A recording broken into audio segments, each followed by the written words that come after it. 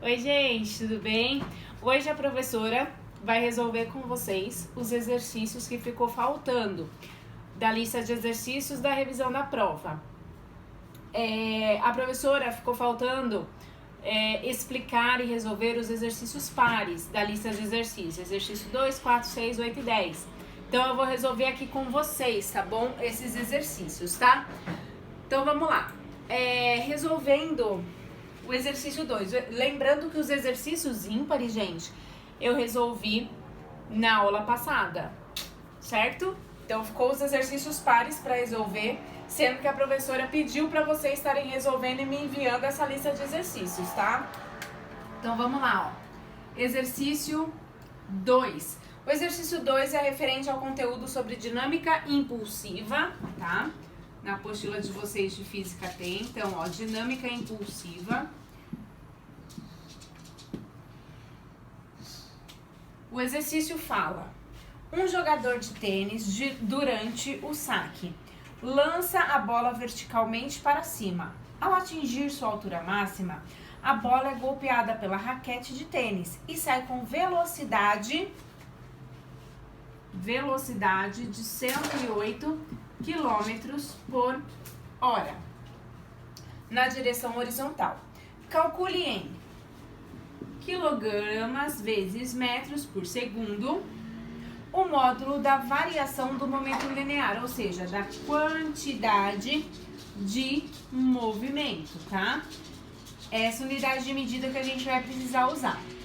E tá pedindo para calcular a quantidade de movimento linear da bola entre os instantes, logo após e antes de ser golpeada pela raquete. Considere a massa da bola igual a 50 gramas. Então tá pedindo aí pra gente calcular a variação da quantidade de movimento linear, que é exatamente massa vezes a velocidade, tá?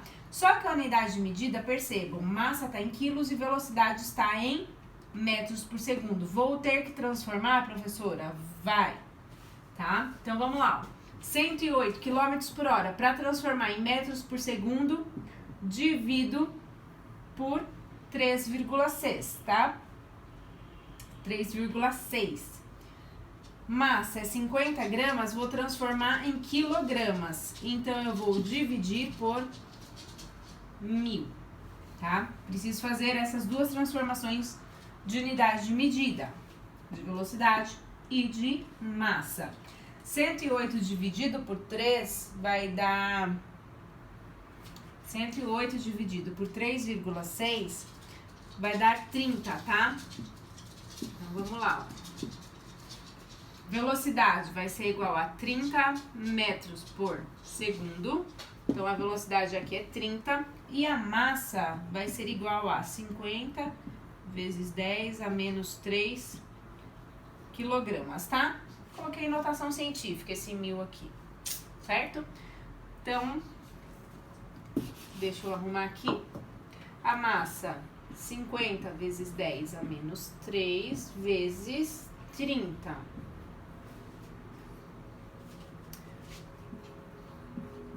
Esse cálculo aqui vai ser igual a 1,5 quilogramas metros por segundo, tá?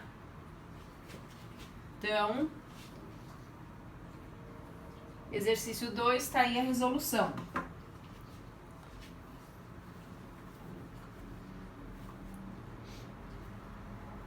Exercício 3, nós fizemos na aula passada e hoje a gente vai fazer o exercício 4, tá bom? Então, vamos lá. Exercício 4 fala sobre força magnética.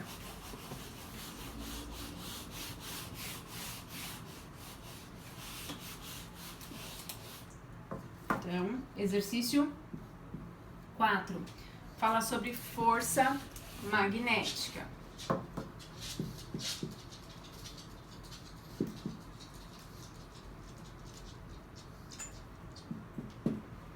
Lendo o exercício, gente. Se a força magnética que atua sobre um fio retilíneo de 1 metro comprimento do fio retilíneo é de 1 metro. E mergulhado perpendicularmente em um campo magnético igual a 10 Tesla, é de 2 newtons a força magnética, tá? O valor da corrente elétrica que flui pelo fio em ampere é... Bom, a gente está falando de força magnética, só que a gente está falando de força magnética em um fio retilíneo. Logo, a fórmula de força magnética é igual a campo magnético multiplicado pelo comprimento do fio multiplicado pela corrente. Só que tá pedindo a corrente, tá? Então, prestem atenção. Vou substituir essas informações aqui na minha fórmula. Força igual a 2, campo magnético 10, comprimento do fio 1, corrente I. 10 vezes 1, 10, passo para o outro lado dividindo. A corrente vai ser igual a 2 vezes 10 a menos 1 ampere, tá? Ou 0,2 ampere. A professora já está colocando direto em notação científica, tá? Se vocês percebem, a professora já está usando bastante notação científica. Então, a gente já vai direto para a resposta com notação científica. Mais fácil. Pelo menos para mim é mais fácil. Tá? Então, questão 4 resolvida. Bom, printem aí a tela para a gente resolver a questão 6. Lembrando que a 5 nós resolvemos na aula passada. E a 6 é bem parecida com a questão 5, tá? Então, printa a tela que a professora vai apagar.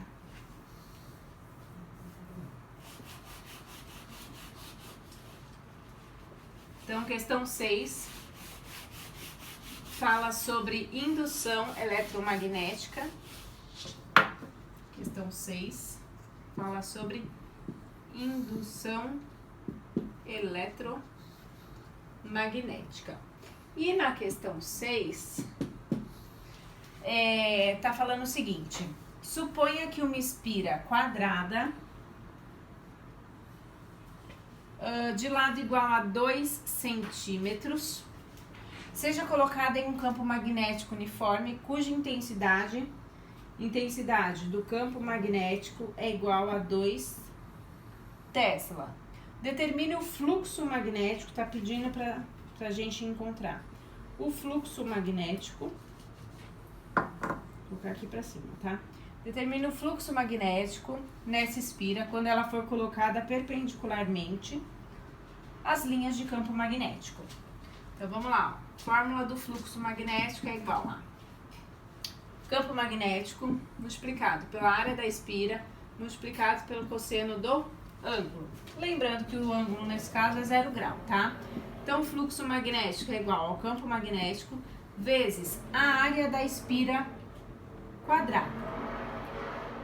Então, a área dessa espira quadrada. A gente sabe que a área é lado vezes lado, só que unidade de medida a gente vai ter que transformar. Transformar centímetro em metro, divide por 100, 0,2 vezes 0,2 vai ser igual a 4 vezes 10 a menos 4 metros quadrados. Então, a área a gente tem, tá? É essa daqui. A área da espira quadrada. Então, campo magnético multiplicado pela área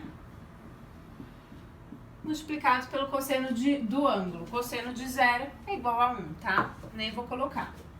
Quer dizer que o fluxo magnético é igual a 8 vezes 10 a menos 4 Weber. É isso, tá? Multipliquei somente esses números, a potência eu copiei. Certo, gente? Essa é a questão 6 que fala sobre indução eletromagnética. Questão 8, enquanto vocês printam a tela, a questão 8 fala sobre termologia. Nós resolvemos a questão 7 na outra aula, que também era sobre o conteúdo de termologia, tá? Então, a professora espera que vocês tenham feito esse exercício 8, porque inclusive é a mesma fórmula que a gente usou no exercício 7, tá? Vou apagar aqui pra gente fazer o exercício 8.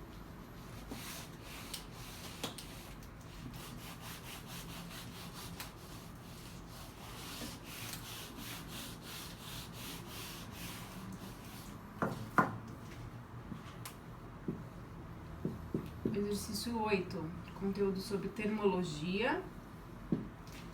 Bom, fazendo a leitura aqui do exercício, tá? Um médico inglês mede a temperatura de um paciente com suspeita de infecção e obtém em seu termômetro clínico o valor de 102,5 graus Fahrenheit.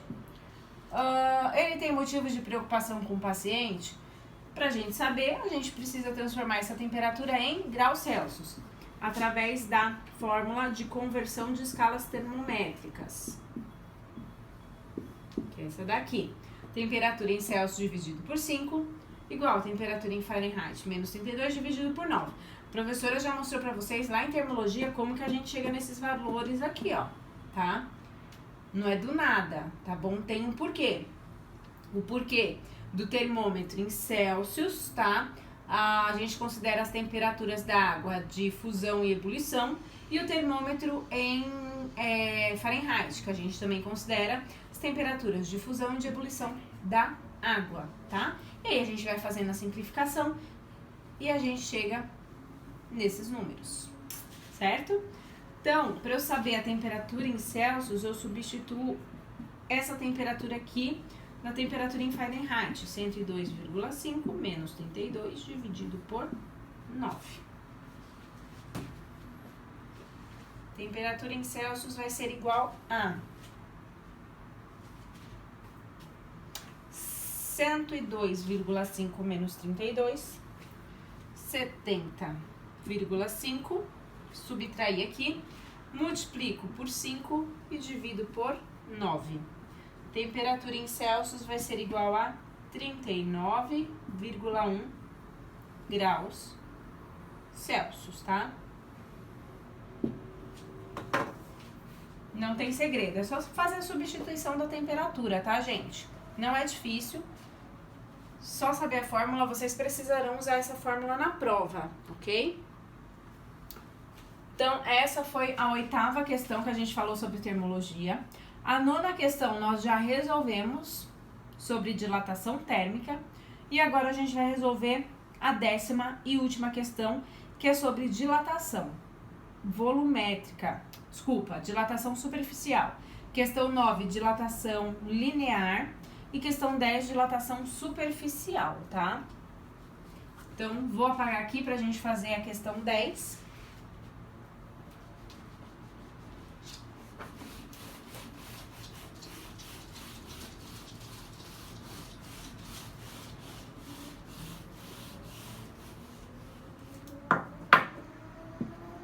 Então, exercício 10, que fala sobre dilatação. No caso, esse exercício 10 é a dilatação superficial, ou seja, a área dilatou, aumentou de tamanho, tá? Em um termo não técnico, tá? Aumentou o tamanho. Dilatação, termo técnico, tá? Então, vamos lá. Um quadrado de lado de 3 metros é feito de um material cujo coeficiente de dilatação superficial, vou colocar mais para baixo, coeficiente de dilatação superficial é o beta, é igual a 1,6 vezes 10 a menos 4 graus Celsius elevado a menos 1. Determine a variação de área, ou seja, variação de dilatação superficial deste quadrado, quando aquecido a uma temperatura de 80 graus Celsius. Bom, a fórmula de dilatação superficial vai ser igual à área desse material multiplicado pelo coeficiente de dilatação multiplicado pela sua temperatura, tá? Então, vamos lá. Primeira coisa, a área, a gente sabe que é um quadrado, então a gente vai ter que encontrar a área. Área de um quadrado, lado vezes lado. Aqui já está em metro, lado vezes lado, a área é igual a 9 metros quadrados. Então, a área é igual a 9. Multiplicado pelo coeficiente de dilatação superficial, multiplicado pela temperatura. Coeficiente de dilatação, variação da dilatação superficial é igual a 0,1152 metros quadrados. Transformando em notação científica, 1,15 vezes 10 a menos 1 metros quadrados, tá? Então, essas duas respostas estão corretas. Uma não está em notação científica, a outra está em notação científica. Bom, gente, então, basicamente é isso, tá?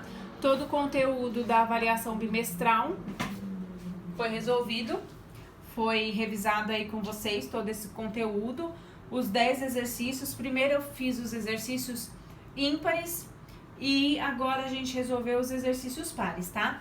Então, a professora vai finalizar por aqui a nossa aula e quando vocês forem fazer a prova, se vocês tiverem dúvida, antes da prova eu esclareço as dúvidas, tá bom? E depois, quando a professora liberar o link da prova, aí eu já não esclareço mais dúvidas, certo? Porque vocês tiveram a oportunidade desde a semana passada, ok? Então é isso, tá, gente?